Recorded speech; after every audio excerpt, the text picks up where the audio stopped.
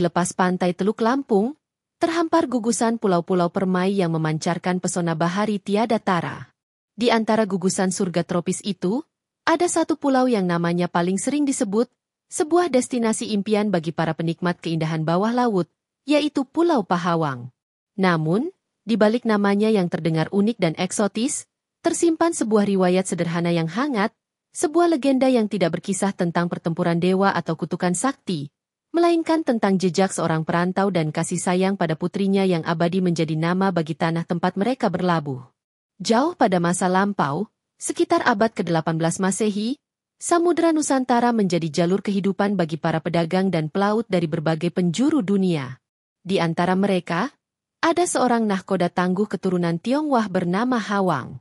Ia adalah seorang pelaut ulung yang telah menghabiskan separuh hidupnya mengarungi lautan luas, membawa serta barang dagangan berupa keramik, sutra, dan rempah-rempah.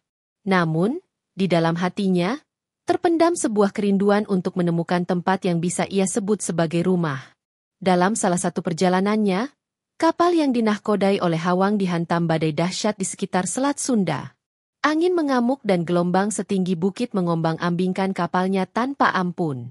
Tiang layar patah dan awak kapalnya tercerai-berai.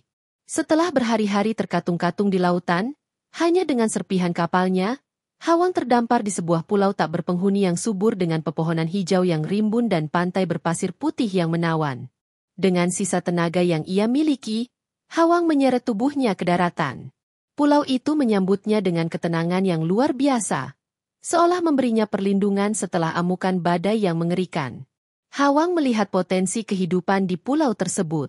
Sumber air tawar melimpah, tanahnya tampak subur, dan lautan di sekelilingnya kaya akan ikan. Di tengah keterasingannya, ia tidak merasakan keputusasaan, melainkan sebuah percikan harapan baru. Hawang memutuskan untuk tidak melanjutkan perjalanannya. Lelah dengan kehidupan di atas gelombang yang tak menentu, ia melihat pulau ini sebagai jawaban atas doanya, sebuah tempat di mana ia bisa memulai lembaran hidup yang baru.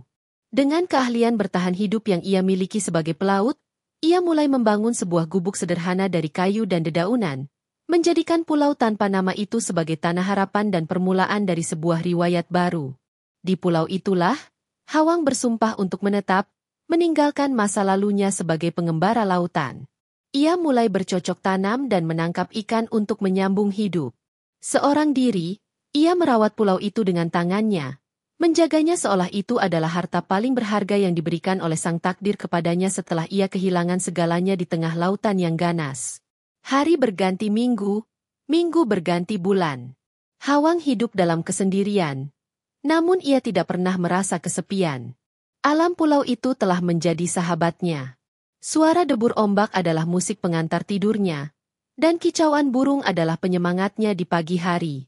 Dengan tekun, ia membuka lahan kecil untuk menanam umbi-umbian dan sayuran yang benihnya berhasil ia selamatkan dari kapalnya yang karam. Ia juga membuat peralatan sederhana untuk menangkap ikan dan berburu hewan kecil di hutan. Keberadaan Hawang di pulau itu perlahan mulai diketahui oleh para nelayan dari daratan seberang yang sesekali singgah untuk beristirahat atau mencari air tawar. Awalnya, mereka merasa heran melihat ada seorang pria keturunan Tionghoa yang hidup seorang diri di pulau terpencil itu. Namun, sifat Hawang yang ramah dan terbuka membuat para nelayan itu tidak merasa terancam. Ia sering berbagi hasil kebun atau tangkapan ikannya dengan mereka. Kebaikan hati Hawang membuat para nelayan menaruh hormat padanya. Mereka melihatnya sebagai sosok yang bijaksana dan memiliki semangat hidup yang tinggi. Dari para nelayan inilah, Hawang mulai belajar bahasa dan adat istiadat masyarakat lokal. Ia bertukar pengetahuan. Hawang mengajarkan beberapa teknik melaut yang ia kuasai, sementara para nelayan mengajarinya cara bertahan hidup di daratan dengan lebih baik. Seiring berjalannya waktu, beberapa keluarga nelayan mulai tertarik untuk menetap di pulau itu. Mereka melihat bagaimana Hawang berhasil mengubah pulau yang tadinya kosong menjadi sebuah tempat yang layak untuk dihuni. Di bawah bimbingan Hawang, mereka bersama-sama membangun sebuah perkampungan kecil yang sederhana namun penuh dengan semangat kekeluargaan. Pulau itu tidak lagi menjadi pulau kosong, melainkan sebuah komunitas kecil yang hidup rukun dan damai. Hawang, yang datang sebagai seorang korban badai, kini telah menjadi pemimpin tak resmi dan tokoh yang dihormati di komunitas kecil itu. Ia tidak pernah memaksakan kehendaknya, melainkan selalu mengedepankan musyawarah dan gotong royong. Di bawah kepemimpinannya yang bersahaja, kehidupan di pulau itu berjalan dengan harmonis, jauh dari konflik dan perselisihan yang sering terjadi di dunia luar. Di tengah komunitas yang mulai tumbuh, Hawang menemukan tambatan hatinya. Ia menikah dengan seorang gadis dari salah satu keluarga nelayan yang menetap di pulau itu. Pernikahan mereka menjadi simbol persatuan antara seorang perantau dengan masyarakat lokal, semakin mempererat ikatan kekeluargaan di antara para penghuni pulau. Kebahagiaan Hawang pun menjadi lengkap ketika sang istri melahirkan seorang anak perempuan yang cantik jelita. Anak perempuan itu menjadi pusat kebahagiaan bagi Hawang. Ia mencurahkan seluruh kasih sayangnya kepada sang putri. Wajah mungilnya seolah menjadi pelipur lara atas semua kesulitan yang pernah ia alami di masa lalu. Kehadiran sang putri juga membawa sukacita bagi seluruh penduduk pulau. Ia dianggap sebagai berkah, generasi pertama yang lahir dan tumbuh di tanah harapan yang mereka bangun bersama. Sejak kecil, anak perempuan Hawang tumbuh menjadi gadis yang lincah, ceria, dan sangat ramah. Ia memiliki sifat baik hati ayahnya dan kelembutan ibunya. Ia tidak pernah membeda-bedakan dalam bergaul. Ia bermain dengan semua anak-anak nelayan tanpa memandang asal-usul. Sifatnya yang mudah akrab dan selalu menebar senyum membuatnya sangat disayangi oleh semua orang di kampung itu. Karena rasa sayangnya, Hawang memiliki panggilan khusus untuk putrinya. Dalam beberapa dialek Tionghoa, panggilan "Ah Pok" atau "Pok" sering digunakan sebagai sapaan akrab untuk anak perempuan atau gadis muda. Menggabungkan panggilan itu dengan namanya, Hawang sering memanggil putrinya dengan sebutan Pok Hawang. Panggilan sayang dari seorang ayah ini terdengar begitu unik dan khas di telinga para penduduk. Lama-kelamaan, panggilan Pok Hawang tidak hanya digunakan oleh sang ayah. Semua penduduk pulau, dari yang tua hingga yang muda, ikut memanggil gadis kecil itu dengan nama Pok Hawang. Nama itu terasa begitu pas dengan kepribadiannya yang menyenangkan dan hangat. Nama Pok Hawang pun menjadi lebih populer daripada nama aslinya, melekat erat sebagai identitas sang gadis kecil yang menjadi bunga di perkampungan mereka. Pok Hawang tumbuh menjadi seorang gadis yang tidak hanya cantik parasnya, tetapi juga mulia hatinya. Ia mewarisi semangat kerja keras ayahnya dan kedermawanan ibunya.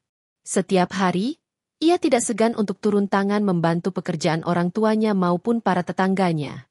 Ia sering terlihat membantu ibunya menyiapkan makanan, membantu para nelayan membereskan jala, atau sekadar bermain dan menjaga anak-anak yang lebih kecil saat orang tua mereka pergi melaut. Kebaikan hatinya terpancar dari setiap tindakan kecil yang ia lakukan. Jika ada keluarga yang sedang sakit, Pok Hawang akan menjadi orang pertama yang datang menjenguk sambil membawakan makanan atau ramuan obat sederhana yang ia pelajari dari ayahnya. Jika ada anak kecil yang menangis, ia akan datang menghibur dengan cerita-cerita lucu atau mengajaknya bermain di tepi pantai. Kehadirannya selalu membawa suasana ceria dan damai. Sifatnya yang ringan tangan dan selalu siap menolong membuatnya menjadi sosok yang sangat dicintai dan dihormati, meskipun usianya masih muda.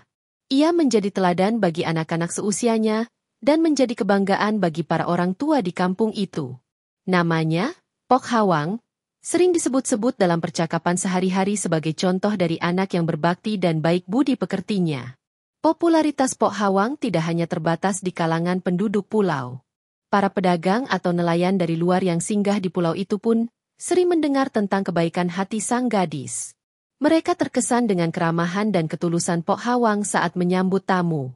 Kisah tentang gadis baik hati putri dari nahkoda Hawang pun mulai menyebar dari mulut ke mulut, dibawa oleh para pelaut yang melanjutkan perjalanannya. Dengan demikian, nama Pok Hawang tidak lagi hanya sekadar nama panggilan. Nama itu telah menjadi sebuah simbol dari kebaikan, ketulusan, dan semangat kekeluargaan yang hidup di pulau tersebut.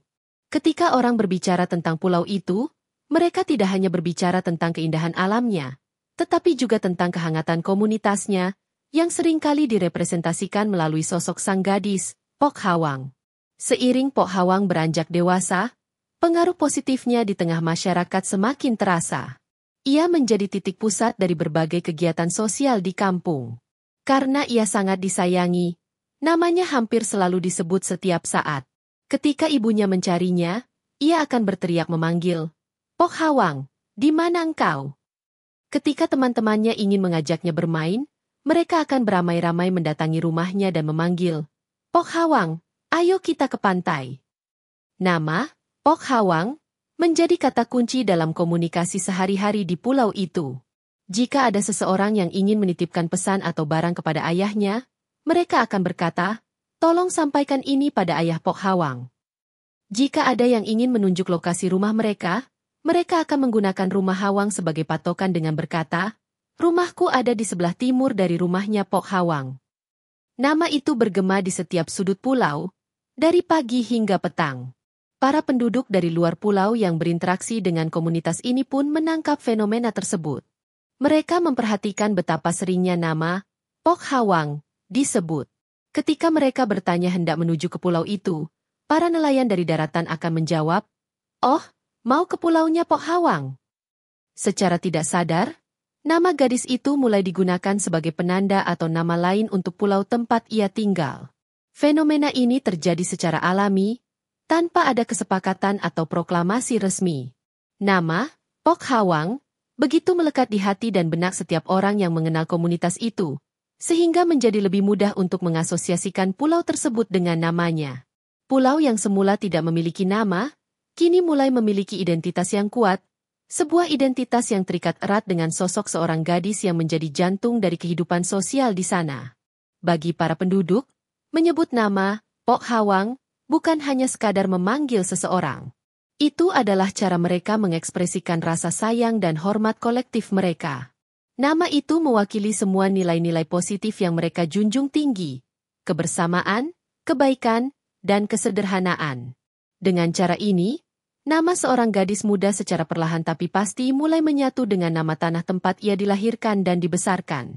Proses transformasi dari nama seorang individu menjadi nama sebuah tempat adalah sebuah perjalanan yang unik. Hal ini tidak terjadi dalam semalam, melainkan melalui kebiasaan yang berulang selama bertahun-tahun. Generasi pertama penduduk pulau yang hidup bersama Hawang dan putrinya menjadi saksi dan pelaku utama dari proses ini. Bagi mereka, menyebut Pulau Pok Hawang adalah hal yang lumrah dan terasa sangat personal. Ketika generasi ini memiliki anak dan cucu, mereka mewariskan kebiasaan ini. Anak-anak yang lahir di pulau itu tumbuh dengan mendengar nama Pok Hawang, disebut sebagai nama pulau mereka. Mereka mungkin tidak mengenal sosok Pok Hawang secara pribadi saat ia masih gadis, tetapi cerita tentang kebaikan hatinya terus dituturkan dari generasi ke generasi. Legenda tentangnya menjadi dongeng pengantar tidur dan bagian dari sejarah lisan komunitas mereka.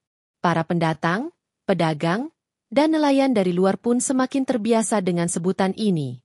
Dalam peta mental mereka, pulau subur yang terletak di Teluk Lampung itu dikenal sebagai Pulau Pok Hawang.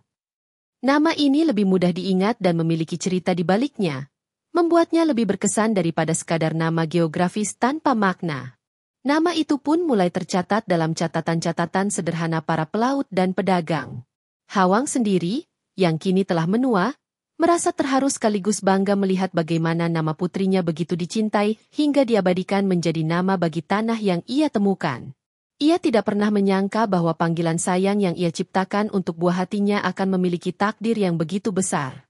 Ia melihat ini sebagai anugerah, sebuah tanda bahwa kebaikan yang ditaburkan oleh putrinya telah berbuah menjadi keabadian. Dengan demikian, nama pulau itu pun secara de facto telah ditetapkan. Meskipun belum ada peta resmi yang menuliskannya, di kalangan masyarakat bahari di sekitar wilayah itu, pulau tersebut sudah memiliki nama yang pasti. Sebuah nama yang lahir dari rasa cinta seorang ayah, dibesarkan oleh kasih sayang sebuah komunitas, dan diabadikan oleh sang waktu. Nama itu adalah Pulau Pok Hawang.